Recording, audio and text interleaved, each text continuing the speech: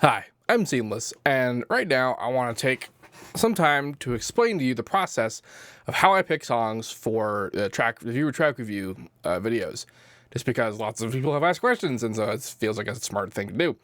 Now, in the submission form that you should find, which is on my website, SeamlessR.com, under contact submissions, a lot of that is already kind of outlined, and it really doesn't necessarily matter. Just follow those instructions and you'll be fine. But other questions about, like, what if I submit more than one? What if I submit the same one multiple times? That kind of thing. This is sort of about that. And also why I'm all about naming your shit. So here's the folder of where I put all of them once I download them. This is only the ones that I've gotten today, essentially. There were 5 or so that were in here from yesterday, but before that, or rather since then, this is pretty much what's happened. What happens is that I haven't actually listened to any of these yet, but when I do listen to them, I separate them from ones I'll use and ones I won't. And I actually keep the ones that I use that I won't use in here so that I'll listen to them over and over again. And then everyone, like, depending on my mood, probably one that I hated before, I might be like, maybe I'll take it. And it's not even so much about, like, hate or not hate. It's about, like, if I have anything constructive to say about it. Because some things might just be so just unapologetically terrible that it's funny, and I might want to put that on the video. Others might just be kind of like mediocrely terrible to the point where it's just sort of like, okay, well, get better.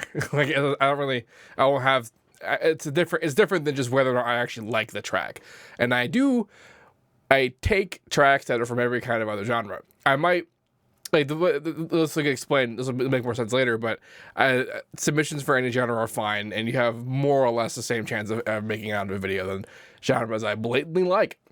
So I listen to all of these, I pick up and I put them in the folder called Ones I Use. And in here, these are all the ones from the last time that I took, and I'm like, okay, sweet. These are fine. And then when I go and actually do a video, this is number 7 here, these are the ones I actually used for reviews number 7. And I pick 2 that I think are on the good side and 2 that are on the kind of bad side. And however well that works out, it'll work out fine. But I have, at this point, I don't listen to the tracks all the way through. I just kind of skim them. I do like the A&R listen. The A&R listen is when a guy on a label has demo submissions to the label, and he listens to like the first 8 seconds of the track, and then he finds the drop and listens to that.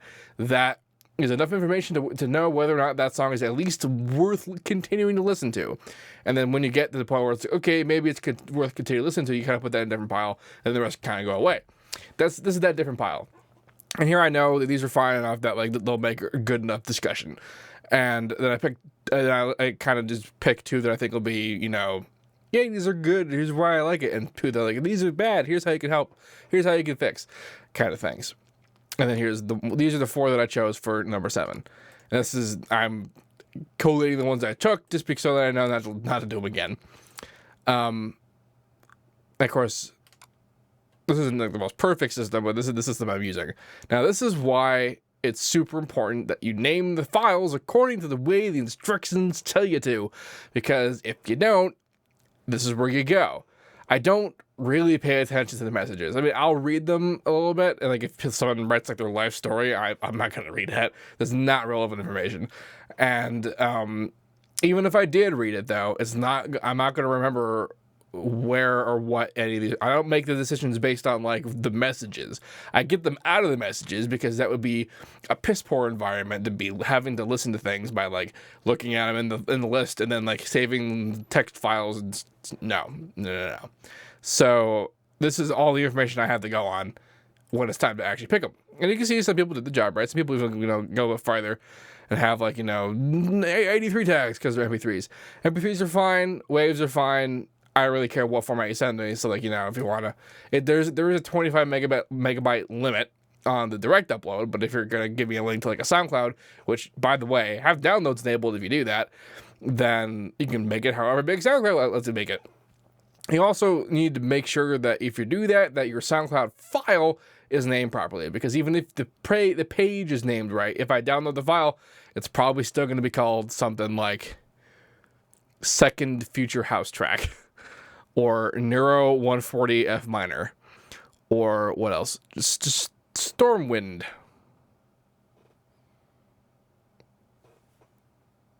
Someone just landed on my mic. Stormwind.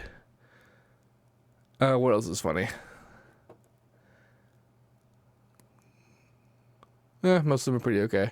Oh, here's one. Melodino remastered again with more brains, less sausages. Wait, where's that trap one? Ready for this? Hold on.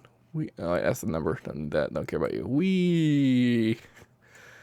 I don't know anything about traps. Here's a tiny trap song. Made anticipation of the Trap from Scratch stream using the dumbest vocal sample I have. .jpg. I was particularly tickled by that title.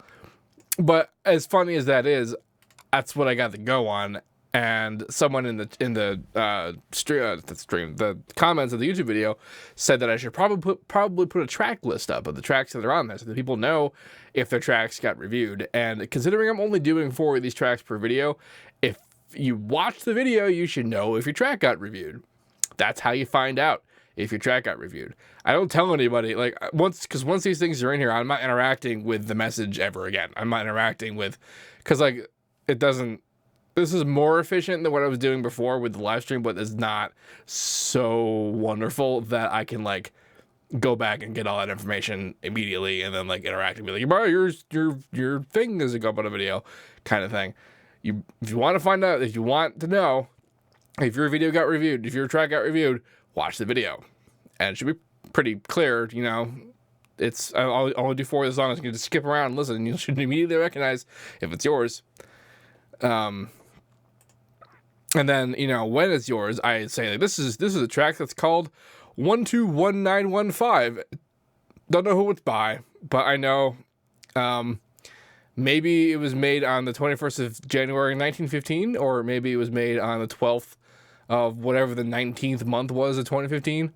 I guess that would actually be a month in 2016. But, you know, whatever.